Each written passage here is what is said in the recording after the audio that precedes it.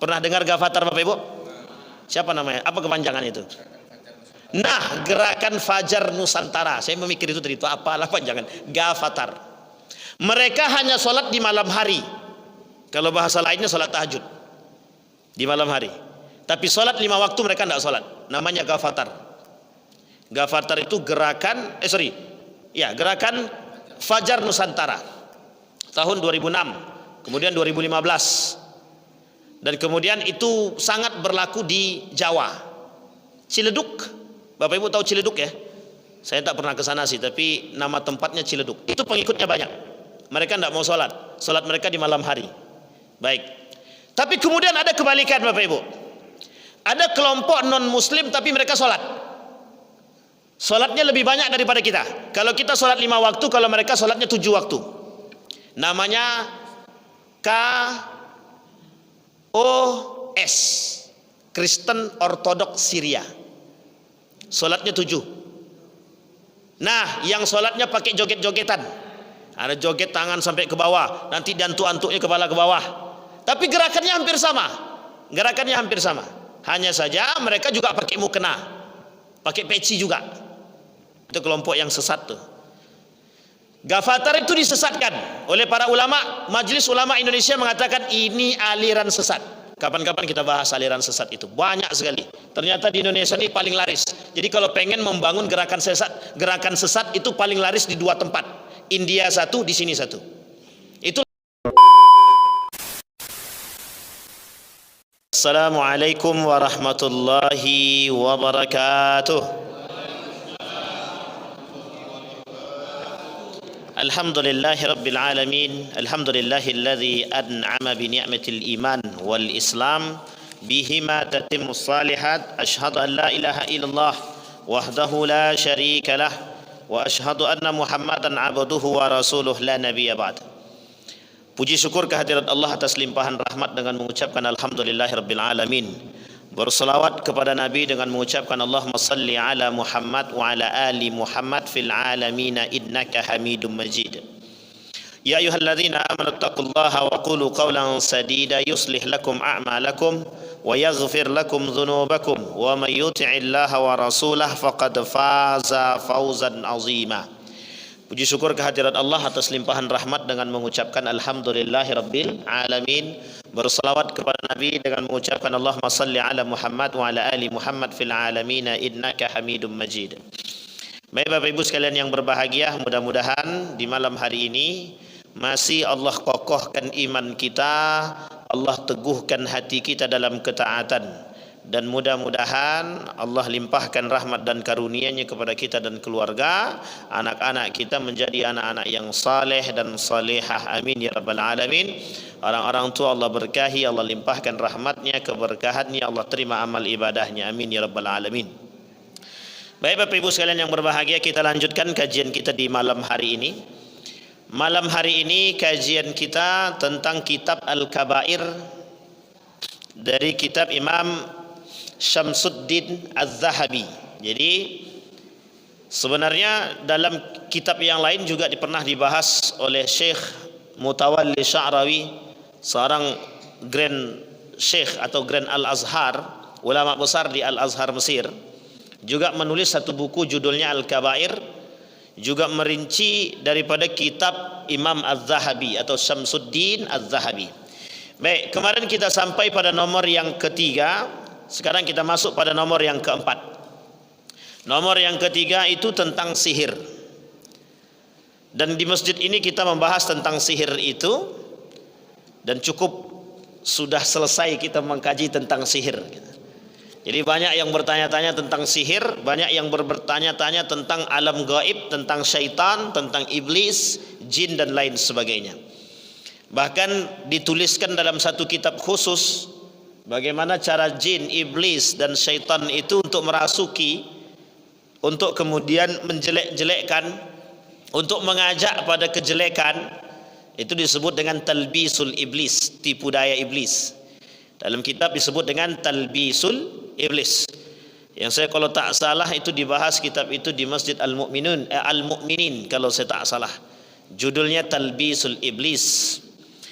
Arti talbisul iblis adalah bagaimana rekayasa, tipu daya syaitan untuk menjatuhkan orang-orang yang beriman ke jurang kedurhakaan, kemaksiatan penuh dosa. Nah, malam hari ini Bapak Ibu, ada sekian banyak cara yang dilakukan oleh setan agar kita terjerumus dalam dosa-dosa. Nah, di dalam dosa-dosa itu ada yang kecil, ada yang besar, ada juga yang sedang. Di dalam kitab Imam Az-Zahabi beliau sebut al-kabair, dosa-dosa besar. Artinya beliau membahas sekian banyak dosa-dosa besar. Yang kemarin kita sebutkan paling tidak dalam kitab ini 76 lebih dosa besar. Yang nomor 4-nya kata Imam Az-Zahabi, dosa paling besar yang nomor 4 itu adalah tarkus shalah, meninggalkan salat. Tapi meninggalkan salat ini banyak golongan-golongannya tentang salat ini banyak. Pemahaman para ulama banyak tentang salat. Artinya manusia, orang berislam atau muslim atau orang mukmin dengan salat ini ada beberapa golongan. Golongan yang pertama, orang yang melaksanakan salat kemudian beriman. Ada golongan yang kedua, orang yang melaksanakan salat tapi tak beriman. Yang ketiga, ada orang yang malas-malasan dalam salat, masuk dalam situ kategorinya lalai. Yang ketiga, ada orang yang tidak menjalankan salat. Dan yang terakhir, ada orang yang mengingkari salat. Nah, ini banyak nih. Dia ada golongan-golongan tertentu. Insyaallah nanti kita coba bahas. Aqimis salata li dzikri, kata Allah, dirikanlah salat untuk mengingatku. Sekarang pertanyaannya, nih saya kasih langsung, saya angkat kasus nih. Saya angkat kasus. Kasus pertama itu ada seorang tokoh yang dianggap tokoh tapi bagi saya itu bukan tokoh gitu. Seorang dosen. Dia berkata di medianya, di akun sosialnya, beliau bilang begini, tidak ada dalil tentang kewajiban sholat 5 waktu. Pernah dengar itu Pak? Siapa nama orangnya? Sebutkan. Kalau kenal sebutkan. Ade Armando. Tuh. Tahu Pak Ini banyak nih Pak. Abu Janda selanjutnya itu tak tahu Abu Gosok atau Abu apa, kita nggak tahu itu. Apa kata beliau? Tidak ada dalil tentang sholat 5 waktu itu wajib. Nah, ini bagus ini. Pembahasan ini penting untuk diangkat. Nah, nanti beliau masuk dalam kategori yang mana? Dan jangan salah, pengikutnya tidak sedikit. Itu yang nonton banyak, tapi tidak tahu itu yang sholat apa banyak apa tidak. Atau jangan-jangan ngikut sekaligus tidak sholat gitu. Nah, nanti kita bahas itu. Kita bahas kelompok yang pertama terlebih dahulu. Ada orang-orang yang sholat dan beriman. Orang-orang yang sholat dan beriman itu sebenarnya yang memang disukai oleh Allah Subhanahu wa ta'ala. Kenapa kita katakan yang disukai oleh Allah? Memang anjurannya itu, perintahnya itu aqimis salata li dzikri. Kalimat aqim itu di dalam bahasa Arab menggunakan fi'lul amri, kata perintah. Ulama sepakat kata perintah di situ berartikan bukan sunnah, tapi berartikan wajib. Saya ulangi sekali lagi. Dalam kalimat tersebut, aqimis salata li dzikri, dirikanlah salat untuk mengingatku, kata Allah. Sepakat ulama dalam pembahasan ini, salat di sini disebut dengan as-salawatul khamsal maktubah. Salat 5 waktu yang wajib. Salat subuh berapa rakaat, Bu? 4. Salat subuh berapa, Bu? 2. Kemudian salat zuhur 4. Salat asar 4. 2 tambah 4 tambah 4 12. Salah 10 ya, 10, jangan salah nih. Kemudian salat maghrib 3, sudah 13. Tambah salat Isya 4, jadi 17. Ini 17 apa? 17 rakaat atau harakat? Rakaat. 17 rakaat ini dalam 5 waktu itu kortingan terkecil di antara sekian banyak para anbiya. Jadi permintaan terakhir yang sudah nggak dikabulkan oleh Allah, kalau ada minta lagi, dah malu Nabi minta. Itu pun yang 5 itu susah nyari yang sholat itu. Yang 5 saja, 17 rakaat. Baik, yang pertama, orang-orang beriman, orang-orang yang berislam, ada rukun Islam, ada rukun iman. Mereka diperintahkan untuk menjalankan salat. Salat itu rukun Islam apa rukun iman? Rukun Islam. Ada berapa, Bu? Ini jangan salah. Ada berapa, Bu? 6. Rukun iman, Bu, yang 6. Rukun salat 5. Jadi karena sudah lama tidak belajar rukun, kalau di SD kan kita pelajari, kita hafal nama-nama surga, nama-nama neraka. Nama surga ada 7, kami hafal tuh Pak, dari pertama sampai akhir. Firdaus, Matwa, Khuldi, Naim, Adnin, Darussalam, Darul Jalal, habis 7 surga. Neraka juga ada, Jahanam, Sakor, Wil, lupa lah yang lainnya itu. Baik, kemudian pada kondisi yang kedua, ada orang sholat, ada orang yang melaksanakan sholat tapi kemudian dia bermain dengan salat. Itu Allah sebutkan dalam surat yang lain dalam Al-Quran. Wa idza qamu ila salati qamu kusala. Ada orang-orang yang salat tapi main-main, malas-malasan. Ini salatnya orang munafik. Tapi apakah anak-anak kecil yang salat main-main itu munafik, Ustaz? Itu lain cerita. Itu tak bisa dibahaskan, kategorinya berbeda. Yang dimaksud dengan salat yang orang-orang yang sholat tapi bermain, itu disebut dengan orang-orang yang kategorinya pertama fasik, yang kedua munafik. Yang pertama apa? Fasik. Yang kedua, yantazirul asr, yusallil asra fi waqtil yusalli az-zuhra fi waqtil asr. Mereka ingin melaksanakan sholat zuhur di waktu asar, atau dalam bahasa lain disebut dengan yantaziruz zuhra fi akhiril asar. Jadi mereka menunggu sholat az-zuhur itu di waktu asar. Artinya banyak orang-orang yang melaksanakan sholat itu memang malas-malasan. Dia tunggu sholat zuhur jam 12.30 karena masih lama waktunya, santai dulu, jualan dulu, ngajar dulu, dari ngajar balik ke rumah dulu, mandi dulu, masak dulu, belum sholat nih. Kemudian cuci piring dulu, tengok kemudian baju agak kotor sedikitnya, tak banyak, ada kata setan, cucilah dulu. Saya cuci dulu. Sudah jam 15.20 atau 15.15. Wih, bentar lagi mau sholat asar. Barulah kemudian ini tipenya, Bu. Ini tipe orang yang lalai dengan sholat. Atau orang-orang yang mendahului kepentingan dunia ketimbang sholat. Misal azan, setelah azan dia tunggu qomat. Setelah qomat dia tunggu masuk sholat, orang berkumandang sholat. Kemudian setelah sholat dia tunggu lagi sampai orang sholat selesai, sholat berjamaah, dia juga belum sholat.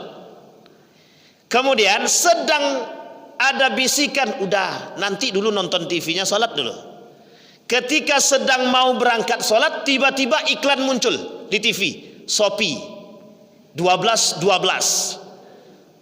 Tertahan, yang tadi pengen sholat tertahan kenapa? Karena pengen nonton. Atau pengen klik, tangan dah mulai gatal mencari HP, sehingga yang diambil HP jadi lalai dengan sholat. Ujung-ujungnya sholatnya jam 2. Itu sudah jauh sekali. Tapi para ulama kemudian berbeda pendapat. Ada yang disebut dengan sholat tepat pada waktunya, dan sholat gini, sholat di waktu yang tepat dan sholat tepat waktu itu berbeda. Oleh para ulama berbeda. Sholat di waktu yang tepat dengan sholat tepat waktu. Sholat tepat waktu ketika azan berkumandang, orang sudah bersiap-siap untuk sholat. Dan kemudian yang laki-laki berangkat ke masjid, ibu-ibu juga ada yang pergi ke masjid dan lain sebagainya. Ketika qomat mereka sholat berjamaah di masjid. Itu sholat tepat waktu. Tapi kemudian ada sholat di waktu yang tepat. Artinya sholat zuhur di waktu zuhur, sholat asar di waktu asar. Pertanyaannya adalah, adakah toleransi waktu sehingga dikatakan lalai? Ada. Lebih 30 menit dari waktu yang ditentukan. Maka di pesantren itu banyak yang kemudian sholat zuhurnya jam 12.30, mereka akan azan di jam 1.13.00, menyesuaikan waktu pendidikan atau kurikulum sekolah. Boleh para ulama tidak ada masalah, tidak mempermasalahkan. Tapi lebih daripada itu toleransinya berkurang, berubah menjadi lebih daripada itu lalai. Sampai di sini paham ya Bapak Ibu ya. Jadi ini harus dipahami. Nah, yang dikategorikan lalai tersebut ghafilun. Orang-orang yang bermain HP, orang-orang yang nonton, orang-orang yang lebih mementingkan dunianya ketimbang sholatnya, itu yang disebut dengan lalai. Sehingga mereka ketika ingin sholat, mereka berburu-buru. Sudah terus, karena sudah waktu sudah mepet, baru kemudian mereka mencoba untuk mendirikan sholat. Itu yang kedua, orang-orang yang lalai dengan sholat. Yang ketiga, ada orang yang meninggalkan sholat, atau orang yang sholat di akhir waktu. Orang yang sholat di akhir waktu itu sama seperti penjelasan di pertama, yang kedua tadi, tidak ada orang yang sholat di akhir waktu kata Nabi kecuali itu kaum munafik. Jadi orang-orang munafik itu mereka yang mengakhirkan sholat mereka. Sehingga makna daripada tarkus sholah, meninggalkan sholat, oleh para ulama itu dimaksudkan ta'khirus sholah. Saya ulangi sekali lagi. Ada penjelasan oleh para ulama meninggalkan sholat. Diartikan oleh para ulama meninggalkan sholat itu bukan meninggalkan sholatnya, tapi ta'khirus sholah, dianggap mengakhirkan sholat. Ada satu cerita, tapi cerita ini bukan untuk dijadikan motivasi, bukan, tapi hanya untuk sekedar pemahaman. Suatu ketika Imam Abu Hanifah hendak melaksanakan salat zuhur. Ketika hendak melaksanakan salat zuhur, Imam Abu Hanifah mendengar ada berita kematian tak jauh dari kampung tersebut. Sehingga Imam Abu Hanifah langsung berangkat menuju tempat kematian tersebut tanpa melaksanakan salat zuhur. Sampai di sini paham ya Bapak Ibu ya? Tapi ini bukan untuk motivasi ya, dan bukan untuk panutan. Singkat cerita, sampai di sana Imam Abu Hanifah mengurus mayatnya, memandikan jenazah tersebut sampai selesai, dan sampai hendak mensolatkannya. Ketika hendak mensolatkan orang jenazah tadi, azan asar berkumandang. Ditanya oleh muridnya, Imam Abu Hanifah, kan imam belum solat. Apa jawaban Imam Abu Hanifah? Idzan aqsir. Jadi saya harus qasar. Nah, itu jawaban Imam Abu Hanifah. Tapi itu tak berlaku buat kita Bapak Ibu, karena beliau imam mujtahid. Apa kata beliau? Ana ajma', berarti saya jamak, kata dia. Nah, itu enaknya kalau imam itu enaknya Pak. Tapi ini tak berlaku untuk kita bukan mujtahid. Nah, kemudian kembali masalah tadi, yang ketiga, ada orang yang mengakhirkan solat yang dikategorikan oleh Nabi sebagai solatnya kaum munafik. Kemudian yang keempat, tarikus solat, meninggalkan solat.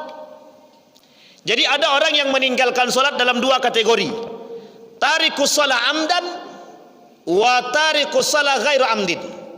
Meninggalkan solat dengan sengaja dan meninggalkan solat tanpa sengaja. Ini kita ambil contoh. Bapak Ibu bersantai di rumah, ada orang yang memang sengaja tidak sholat, tuh ada. Nih Bapak boleh tengok nanti anak-anak di rumah, tanyakan, udah sholat nak? Belum Bu? Tanya terus, selagi dia masih jawab belum, tanya terus sampai dia bosan ditanya. Biar apa? Biar dia sholat. Karena mohon maaf, banyak yang tak sholat tuh, banyak yang tak sholat itu. Sehingga mohon maaf, banyak juga orang-orang yang pekerja yang tak sholat itu banyak. Kenapa mereka tidak sholat? Satu, malas. Yang kedua, kenapa mereka tidak sholat? Karena mereka memang tidak pengen sholat. Yang ketiga, bagi mereka merepotkan. Yang keempat, bagi mereka lagi sibuk. Sehingga ada tulisan buku begini, ya Allah, mohon maaf, kami sedang sibuk. Itu tulisan buku. Coba bayangkan tuh Pak. Bahkan ada yang lebih parah itu, azan berkumandang dia sedang asik zina itu. Sehingga tertulislah satu buku, maaf ya Allah, kami sedang berzina, kata dia. Itu entah melawan Tuhan, tak tahu saya. Yang jelas itu judul buku dan lain sebagainya. Dan ini unik. Terlalu banyak yang seperti ini. Itu kasus orang-orang yang sengaja meninggalkan sholat. Ada dampak, apa alasan lain mereka meninggalkan sholat selain daripada kesibukan? Memang mereka menganggap sholat itu tidak wajib. Sehingga kalau tak wajib tak perlu dijalankan. Nah, nanti itu pembahasan yang nomor terakhir. Orang yang menganggap sholat tidak wajib itu nanti ada kaitannya dengan pembahasan yang nomor terakhir.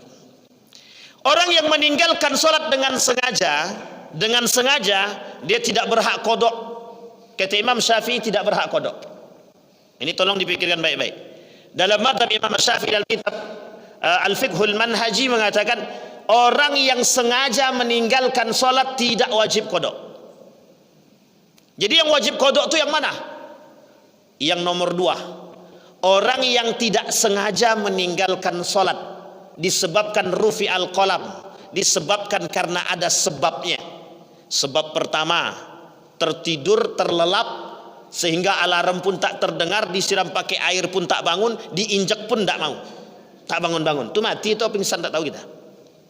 Itu kalau seperti itu bagaimana? Tiba-tiba sholat subuh baru terbangun jam 8, langsung dia sholat, alarm hidup dia tak dengar, dibangunkan dia tak sadar, disiram dengan air dia masih nikmat tidurnya. Itu mantap tuh Pak. Itu bukan iblis lagi itu yang membisikkan dia itu, dia tingkat tinggi itu. Artinya apa? Kalau orang seperti ini masih tertidur, kemudian dia terbangun di jam 8, kemudian dia langsung sholat subuh. Secara aturan dia salah, secara dosa dia tak berdosa. Salah tetap salah, tapi dia tak berdosa. Nah, ini tolong dipahami baik-baik nih. Ini penting. Tapi kalau anak yang tidur, kita yang tidur, alarm sudah kita dengar, terbangun mah turun menengok ke atas. Baru jam 7 bau. Baru jam 7, salat subuh jam 5. Ini baru jam 7 kata dia. Masih lanjut tidur dia, bangun jam 8. Itu sengaja meninggalkan salat. Itu sengaja. Dan itu berdosa. Nah, nanti kaitannya dengan dampak daripada perbuatan dia. Nah, orang yang tidak sengaja tadi disebut dengan rufi al-qalam. Rufi al-aqlam an salatin, 3 paling tidak. 1, orang yang tertidur terlelap sampai dia bangun. Kemudian orang gila sampai dia sadar, orang yang hilang akal sampai dia sadar. Yang terakhir ada namanya, yang ketiga sabi hatta ya beluk, anak kecil sampai dia balik. Anak kecil itu Pak Bapak suruh sholat, dia belum ada tahkim bagi mereka, belum ada penghukuman. Artinya belum ada hukuman yang terikat dengan anak kecil. Dia mau sholat ke, dia mau tidak ke, itu tak ada urusan. Sampai dia balik, kalau sudah balik baru kemudian dihakimi, baru berlaku syariat bagi mereka yang sudah balik. Kalau belum balik dia tidak berlaku. Tapi bagaimana dengan kami yang tua-tua Ustaz, di atas 70? Tetap berlaku. Tetap berlaku. Hanya saja ada pengaruh-pengaruh yang di dalam hadis Nabi kemudian disebutkan. Ada keringanan-keringanan yang kemudian diberikan. Sampai di sini paham Bapak Ibu? Itu. Nah, yang terakhir Bapak Ibu, ada orang yang mengingkari sholat. Baik, kita mulai dari nomor 4. Yang nomor 4 tadi ada kelompok yang meninggalkan sholat. Dulu di Indonesia ini ada kelompok. Nah, ini penting sekali untuk Ibu dengar nih. Kelompok itu disebut dengan Ghafatar. Pernah dengar Ghafatar Bapak Ibu? Siapa namanya? Apa kepanjangan itu? Nah, Gerakan Fajar Nusantara. Saya memikir itu tadi, itu apalah panjangan. Ghafatar. Mereka hanya sholat di malam hari. Kalau bahasa lainnya sholat tahajud di malam hari. Tapi sholat 5 waktu mereka tidak sholat. Namanya Ghafatar. Ghafatar itu gerakan Fajar Nusantara tahun 2006, kemudian 2015, dan kemudian itu sangat berlaku di Jawa. Ciledug, Bapak Ibu tahu Ciledug ya? Saya tak pernah ke sana sih, tapi nama tempatnya Ciledug. Itu pengikutnya banyak. Mereka tidak mau sholat mereka di malam hari. Baik. Tapi kemudian ada kebalikan Bapak Ibu. Ada kelompok non muslim tapi mereka sholat. Sholatnya lebih banyak daripada kita. Kalau kita sholat 5 waktu, kalau mereka sholatnya 7 waktu. Namanya KOS, Kristen Ortodok Syria. Sholatnya 7. Nah, yang sholatnya pakai joget-jogetan. Ada joget tangan sampai ke bawah, nanti diantuk-antuknya kepala ke bawah. Tapi gerakannya hampir sama. Gerakannya hampir sama. Hanya saja mereka juga pakai mukena, pakai peci juga. Tapi kemudian mohon maaf, ini sampai keluar berarti ini kan. Hati-hati tuh. Itu kelompok yang sesat tuh. Ghafatar itu disesatkan oleh para ulama. Majelis Ulama Indonesia mengatakan ini aliran sesat. Kapan-kapan kita bahas aliran sesat itu. Banyak sekali.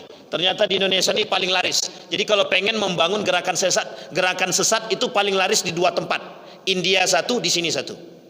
Itu laris minta ampun tuh. Terutama di Tanah Jawa. Ini kita bukan menghina, tapi memang begitu kondisinya. Di Tanah Jawa itu laris. Kelompok-kelompok tertentu itu laris. Baik. Nah, kemudian yang terakhir itu namanya disebut dengan golongan yang mengingkari salat. Golongan yang mengingkari salat ini disebut dengan kelompok liberalisme. Liberalisme ini ada dua. Ada yang tidak mengingkari salat, ada yang mengingkari salat. Nah, yang mengingkari salat ini kaum muslimin, tapi mereka tidak mau salat dan mereka mengingkari salat. Nah, itu Ade Armando DKK. Tapi ada kemudian kaum liberalisme ini salat, tapi mereka salatnya itu memang bukan untuk bertujuan untuk mendapatkan ridhonya Allah, bukan, tapi hanya sekedar salat saja. Memang tidak ada tujuan atau tujuannya untuk dunia ada. Dan mereka biasa salatnya agak molor-molor itu biasa. Yang penting kami salat. Apa kata mereka? Yang penting kami salat. Tapi mereka kemudian ada yang berpahaman bahwa salat ini memang tidak wajib. Ada. Nah, ini yang susahnya. Sekarang kalaulah golongan ini sudah kita pahami, baru kemudian kita mengukur diri. Kita masuk dalam golongan yang mana? Yang salat beriman, atau salat malas-malasan, atau salat di akhir waktu, atau kita tidak mengatakan tidak salat, atau kemudian kita mengingkari kewajiban salat. Sehingga kelompok seperti ini, mohon maaf, itu masuk ke dalam masyarakat dengan 5 model tersebut. Dan Bapak Ibu boleh lihat kelima-lima model ini ada pada diri umat muslim, bukan mukmin. Jadi jangan salah. Kenapa? Nanti suatu saat Bapak Ibu lihat ada seorang pemuda misalkan sedang jalan, kok enggak sholat? Atau bapak-bapak, kok enggak sholat dia? Kita sholat dari pertama sampai terakhir, dari awal sholat zuhur sampai akhir sholat zuhur, kita melihat dia di warung itu aja ngopinya. Kok enggak sholat? Ketika kita tanyakan, kenapa kau belum sholat? Aku belum dapat hidayah lagi. Dengar sampai sini Bapak Ibu ya, paham ya? Tidak ada alasan mau berhidayah dia atau tidak dapat hidayah. Orang yang meninggalkan sholat, para ulama berbeda pendapat. Orang yang meninggalkan sholat, sebagian ulama mengatakan kafir. Dalilnya apa? Kembali kepada perbedaan orang muslim dan orang kafir adalah tarkus sholat. Sampai di sini paham Bapak Ibu? Wah, ini berat ini Bu. Jadi kalau kita meninggalkan sholat, jatuhnya apa? Kafir. Nerakanya langsung disebut oleh Allah, masalakakum fi saqar. Tapi kalau yang tak sholat ni kaum munafik, orang munafik dia sholat tapi di akhir waktu masuk dalam kategori munafik, masuk di neraka jahanam. Tapi kalau dia sengaja meninggalkan sholat, sengaja, tapi dia tak munafik, dia sengaja meninggalkan sholat, neraka saqar.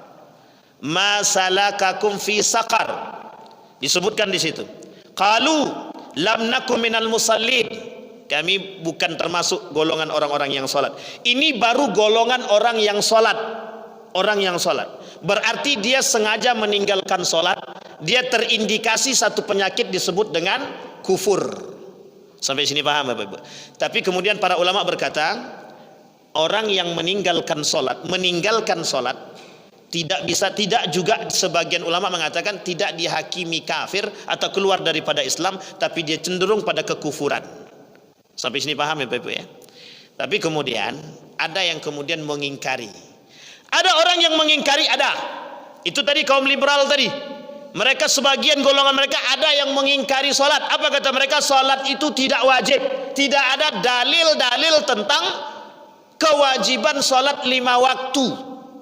Ini orang seperti ini dia sedang mengingkari salat, sedang mengingkari kewajiban salat. Kalau dia mengingkari kewajiban salat, masuk dia dalam kategori ingkar, masuk dia dalam kategori kafir, batal syahadatnya. Bisa dikategorikan kepada murtad, maka darah dia halal. Sini paham Bapak Ibu? Kemudian apa dampak negatif yang lain? Dampak negatif yang lain adalah bukan hanya sekedar pada konteks itu Bapak Ibu, tapi lebih tepatnya ketika kita membiarkan anak-anak kita meninggalkan salat, dan kita tidak memberikan hukuman bagi mereka yang salat, yang tidak salat, maka disitulah kemudian mohon maaf, kita tidak akan punya generasi yang rajin salat. Tidak punya.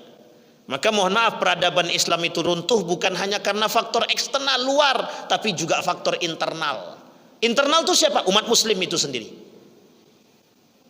Awwalu ma yuhasab yaumal qiyamah as-salah. Yang pertama kali dihitung, dihisab di yaumil kiamat apa? Salat. Pertama kali. Pertanyaannya adalah banyak orang yang tak percaya dengan itu. Banyak orang yang tidak percaya. Apa maksudnya? Maksudnya sederhana. Orang-orang yang salat itu belum seutuhnya percaya kalau salat itu yang mengantarkan dia ke dalam surga atau ridhonya Allah. Sehingga mohon maaf, ada orang yang main-main salatnya, dia tidak ada merasakan kenikmatan salatnya. Sehingga bisa jadi kenapa orang-orang meninggalkan salat, karena ketika mereka salat mereka tak merasakan nikmatnya salat. Tidak merasakan. Syekh Abdurrahman Siddiq Al-Banjari dalam kitabnya Asrarus Salah. Siapa itu Syekh Abdurrahman Siddiq Al-Banjari? Ulama Indonesia dari Banjar tapi tinggal di Tembilahan. Nah, tinggal di Tembilahan di Sapat Hidayat. Beliau ulama ternama, Syekh Abdurrahman Siddiq Al-Banjari. Dalam tulisannya Asrarus Salat beliau mengatakan, pentingnya salat, rahasia salat itu adalah bagaimana berkomunikasinya manusia dengan Sang Pencipta. Jadi sebenarnya begini, ketika seseorang itu sedang salat, itu penghambaan diri yang paling tinggi, kata beliau. Penghambaan diri yang paling tinggi. Karena di situ ata'us shalah. Mereka taat kepada Allah dengan salatnya. Mereka patuh sama Allah. Yang kedua, mereka menghambakan diri lewat sujudnya. Bayangkan. Kemudian mereka berharap rojak kepada Allah lewat doanya. Makanya di dalam salat itu ada zikir dan ada doa. Itu harapan yang tertinggi yang bisa kita berharap kepada Allah. Yang terakhir, ada orang yang meluangkan waktunya hanya 5 menit. Dia luangkan waktunya dunianya untuk Allah, meskipun hanya 5 menit. Tapi mereka tinggalkan untuk Allah. Artinya Allah memandang, pertama kepatuhan dia, yang kedua kerelaan dia, yang ketiga keikhlasan mereka. Maka yang dibutuhkan itu. Nah, pertanyaannya, mudah atau sulit untuk bisa khusyuk dalam salat? Nah, itu sulit, Pak. Kalau kami waktu MTS dulu, kata guru kami begini, kalau mau khusyuk dalam salat, kata dia, jadi ketika salat itu coba bayangkan makna daripada apa yang kita baca. Nah, itu kata guru saya. Allahu Akbar. Nah, tapi jangan diganti. Ini ada kelompok sesat ini di Jawa juga. Ada kelompok sesat di Jawa itu. Apa kata dia? Allah Maha Besar. Oh, dia enggak Allahu Akbar. Nah, ini kita bahas kemarin ya. Wadah. Jangan salah, itu ada. Dan kami termasuk orang yang bukan senang ya, tapi memang sempat mencari tahu ke beberapa kelompok yang sesat di dalam aliran Islam yang ada di tanah Jawa ketika itu. Sebenarnya banyak, yang terdeteksi itu aja yang sedikit. Bahkan Bahai itu agama baru, disebut dengan Bahai. Sebelum menjadi agama baru itu dia sekte dan masuk dalam jalur agama Islam juga. Dan ini dulu pernah tumbuh, kalau saya tak salah, dalam pemaparan Syekh Ramadan Al-Buti, Al-Bahai ini tumbuh berkembang di Mesir. Di Mesir. Itu termasuk agama baru. Sekarang di Indonesia jadi agama baru. Sampai di sini paham Bapak Ibu? Nah, disitulah kemudian Allah mengatakan dalam Al-Quran, ya ayyuhalladzina amanu qu anfusakum wa ahlikum nara. Wahai orang-orang yang beriman, jaga dirimu dan anakmu, jaga dirimu dan keluargamu dari api neraka. Kemudian Allah sebutkan dalam yang lain, ya ayyuhalladzina amanu la tulhikum. Kemudian amwalukum wala auladukum an dzikrillah. Jangan kalian biarkan harta kalian, anak kalian, istri kalian. Nah, ini yang paling senang nih kita bahas. Sedang asik salat, tak mau salat tahajud, kata bininya, "Bang, temankan aku dulu di kamar nih, Bang." Hilang cerita salat tadi. Gara-gara bini. Bini pun begitu pula. "Bang, adik nak salat sebentar, Bang." "Gimana, Bang?" "Boleh. Antar lu, kawankan aku dulu." Ini kadang-kadang suami begitu pula. Hati-hati itu, Pak. Cobaan berat itu. Sedang asik salat, "Dek, buatkan aku teh dulu lah." Lalai jadinya. Bukan senang istrinya salat tepat waktu, malah minta pula lagi. Nah, ini kalau dapat begitu tuh bahaya tuh. Kemudian anak-anak bisa membuat kita lalai dari sholat, bisa. Ini saya kasih tahu Bapak Ibu, kalau dalam perjalanan yang masih di dalam kota, ketika mendengarkan azan sebaiknya berhentilah. Kecuali safar. Kalau dalam safar itu pun juga dianjurkan. Kalau kita safarnya pakai mobil, bisa kita berhenti, ambillah yang paling dekat dengan kita waktunya.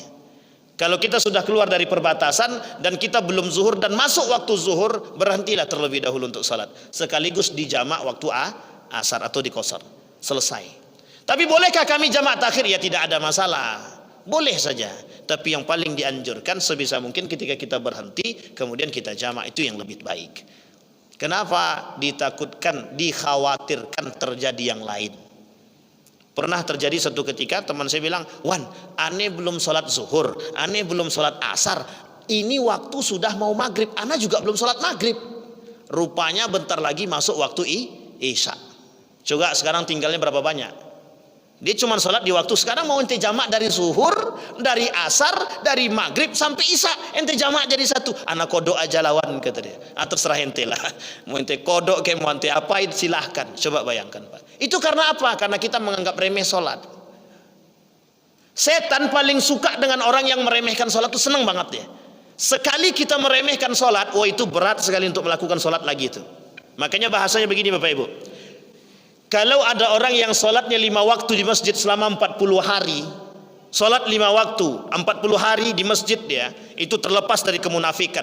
Dalam hadis Nabi, orang yang sholat di masjid 40 hari, tidak pernah tinggal dia sholat 5 waktu sholat di masjid berjamaah, maka dia bisa dikatakan keluar daripada kemunafikan. Artinya mudah bagi dia untuk menghindari sifat-sifat kemunafikan, bahkan tidak terindikasi dirinya sebagai orang yang munafik.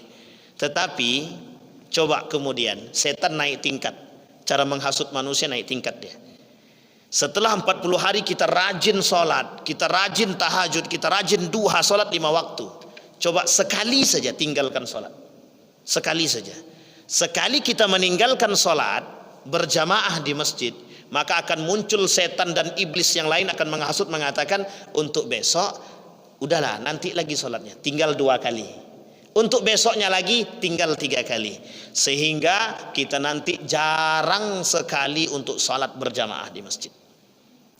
Dia semakin hari, semakin kita taat semakin tinggi. Bahasa lain, semakin kita tinggi memanjat, angin semakin kuat menghembuskan begitu, bertiup. Tapi sebenarnya nggak gitu-gitu juga. Semakin kuat ibadah seseorang, memang semakin tinggi juga godaan setannya.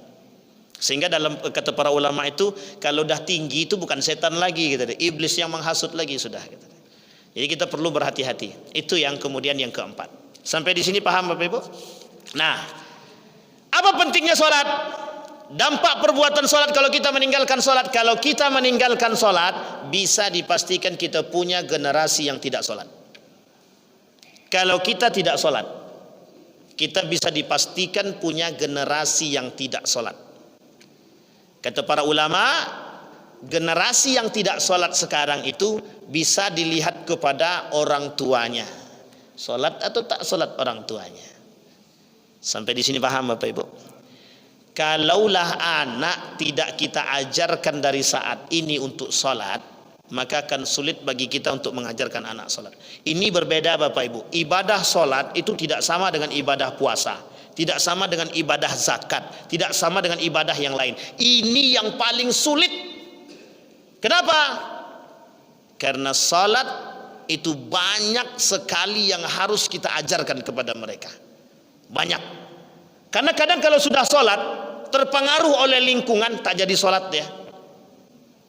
Berat sangat. Kita sudah ajarkan anak salat 5 waktu di masjid. Kita bawa dia ke masjid. Kita ajarkan dia salat. Di rumah dia rajin sholat, pindah dia, dapat dia lingkungan sekolah yang teman-temannya tak sholat, dia sholat. Apa kata teman-temannya? Ente sok suci, udahlah ndak usah sholat, nanti aja. Awalnya mungkin tidak disuruhnya berhenti sholat, tapi awalnya ntar dulu sholatnya, kan masih panjang waktunya. Ini bahasa setan. Akhirnya apa? Dia ulur sholatnya. Singkat cerita, setelah dia ulur sholatnya, besoknya dia tidak sholat lagi.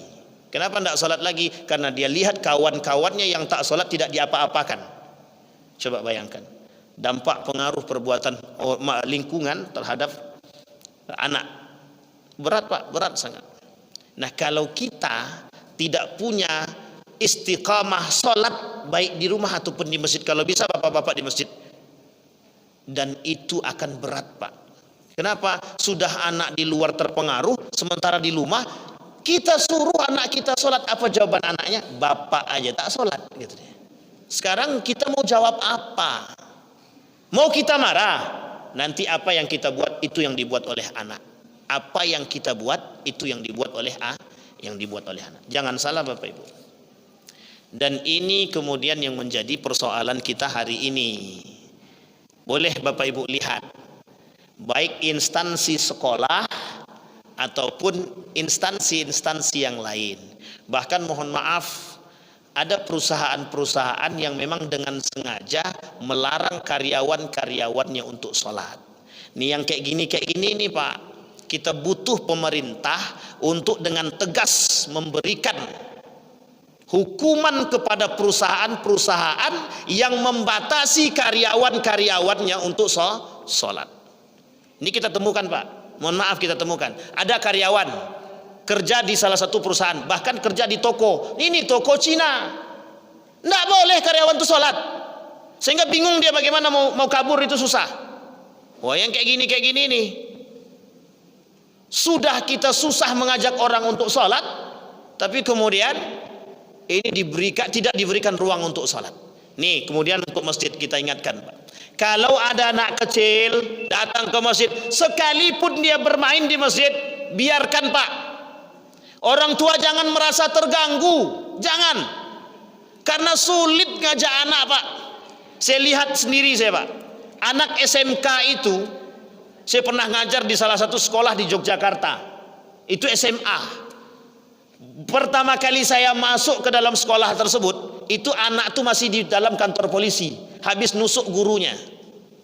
Jangankan sholat, berakhlak baik aja kita udah bersyukur pada Allah tuh. Tuh bayangkan, saking susahnya ngurus mereka. Kemudian saya bilang kepada guru-guru tuh, sekarang bisa saja kita memberikan contoh yang baik, akhlak saja sama mereka, itu udah baik, udah lumayan, udah cukup. Akhirnya singkat cerita kita buat pelan-pelan Pak. Kita aja, itu sekolah dari lembaga atau instansi yang Islam. Coba bayangkan, SMK. Kemarin beberapa hari yang lalu ada guru-guru curhat. Saya tanya, kenapa sekolah ini dekat dengan masjid, tapi kenapa anak-anak itu tidak sholat di masjid? Apa kata ibu gurunya? Anak-anak kami Pak diusir kayak anak kucing Pak dari masjid tuh, kata dia. Dan kami pernah ditunjuk-tunjuk oleh pengurus masjid itu Pak, kata dia. Anak-anak itu memang ribut Pak. Pertanyaan saya adalah, sanggup tidak kita ngajak anak kita untuk ke masjid? Kalau kita tidak sanggup ngajak anak kita ke masjid, jangan pernah larang anak orang datang ke masjid. Sekalipun bermain, memang masa mereka. Tapi bermain di masjid ganggu orang khusyuk sholat. Sekarang pertanyaannya adalah, hari ini Anda terganggu sholat, besok tidak ada yang sholat di masjid. Coba lebih sedih mana?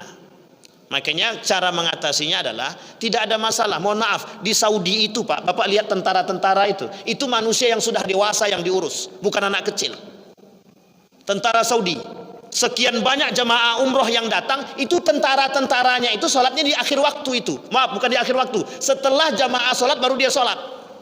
Kenapa? Untuk menertibkan. Yang tua saja pakai ada yang menertibkan kok. Jadi tidak usah takut. Maka terkhusus untuk pengurus masjid, ini penting sekali. Kalau hari ini kita tidak mengenalkan sholat sama anak, jangan salah kalau kelak mereka nggak kenal sholat. Dan jangan salah ketika dia membantah, wong bapak nggak pernah ngajak saya sholat ke masjid kok. Dan nanti pertanggungjawaban di akhirat itu yang susah. Ya Allah, aku tidak pernah diajak bapakku sholat. Jadi sedang melangkah ke dalam surga, bapaknya ditarik balik. Kau jangan masuk dulu, kata dia. Sini, cuci balik. Gantian, anaknya yang ke surga, bapaknya ke neraka. Itu Pak yang kita tak inginkan. Sampai di sini paham ya Bapak Ibu ya. Cuman satu baru selesai, baru sholat tok. Memang berat Pak, kalau masalah sholat ini berat sangat. Kenapa begitu? Karena ini yang menjadi perhitungan terberat kita kelak di akhirat. Orang puasa, orang zakat, tapi kemudian dia tidak sholat, tidak bisa Pak. Tapi kalau dia sholat, rajin dia sholat, tapi kemudian dia juga tidak baik dengan masyarakat, tidak bisa juga masuk surga itu. Jadi semuanya harus imbang. Jadi semuanya harus imbang. Jadi Bapak Ibu sekalian yang berbahagia, mulai saat ini kita coba berpikir kembali. Yang tadinya sholatnya masih malas, cari video yang bisa membuat kita termotivasi dengan sholat. Atau yang bapak-bapak ini bagus, cari kawan yang rajin ke masjid. Itu untuk meningkatkan motivasi dan semangat, dan biar kita istiqomah. Kalau sendiri memang berat, sangat berat sekali. Apalagi sholat tahajud. Nak sholat tahajud di malam hari sendiri, nak ke masjid, belum lagi bisikan setan kiri kanan kan. Dengar suara kucing melompat lah takut kita. Tidak jadi sholat kita Pak, tidak jadi sholat. Tapi coba bersama-sama, coba kemudian itu menambah semangat. Artinya itu penting untuk kita bangun. Oke Bapak Ibu sekalian yang berbahagia, yang terakhir yang ingin saya sampaikan adalah, sebenarnya belum selesai tapi insya Allah kita selesaikan di waktu yang lain. Yang terakhir yang ingin saya sampaikan, bahwa dalam kitab yang tadi saya bacakan, Asrarus Shalah, karangan Syekh Abdurrahman Siddiq Al-Banjari, itu beliau menekankan salat itu bukan masalah engkau dengan Tuhan saja kata dia. Tapi salat itu memang harus bagaimana tidak menunggu hati bersih, tapi bagaimana kita bisa memaksakan diri kita untuk tetap salat. Itu yang paling penting. Karena dari awal dipaksa, kemudian kita memaksa, kemudian kita terbiasa. Biasa, kemudian terakhir kita terbiasa. Kalau sudah terbiasa itu dah enak. Tapi kalau sudah sulit kita memaksa, itu yang susah. Kata Ali bin Abi Thalib, kalau semakin besar tinta hitamnya, semakin susah untuk diajak salat. Saya kira itu saja, mudah-mudahan bermanfaat bagi kita semua. Fa'tabiru ya ulil absar la'allakum tuflihun. Assalamualaikum warahmatullahi wabarakatuh.